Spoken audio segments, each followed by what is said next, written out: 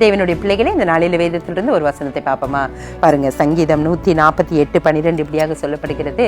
வாலிபர்களே, கன்னிகளே, முதிர் வயது உள்ளவர்களே, பிள்ளைகளே, கர்த்தரை துதியுங்கள் என்று சொல்லப்பட்டிருக்கிறது. ஆமாங்க, நம்ம சிறு பிள்ளைகள் துதிக்காட்ட பிரச்சனை இல்லை, நம்ம துதிக்கிறோம் தானே, நம்ம ஆண்டவரை பாடி ஆராதிக்கிறோம் தானே அப்படின்னு நினைச்சிடாதீங்க.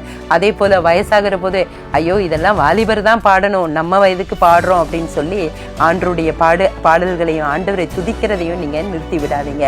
எந்த காலத்திலையும் எப்பொழுதும் எந்த வயதிலையும் நம்ம ஆண்டவரை துதித்து பாடுறதுக்கு ஆண்டவர் எதிர்பார்க்கிறாரு. அதுல ஒரு பெரிய ஒரு பிளஸ்ஸிங்க, ஆண்டவர் விடுதலையை கர்த்தர் கட்டளையிடுகிறாரு. எல்லா உலகத்துல படைத்திருக்கிற எல்லா படைப்புகளும் ஆண்டவரை துதிக்கிறது. நம்மளும் ஆண்டவரை துதிக்க வேண்டும் என்றுதான் ஆண்டவர் எதிர்பார்க்கிறாரு. அதனால இந்த நாளில ஆண்டவரை துதிங்க. இயேசு இந்த நாளை உங்களுக்கு ஆசீர்வாதமாக மாற்றி கொடுப்பாராக. ஆமென்.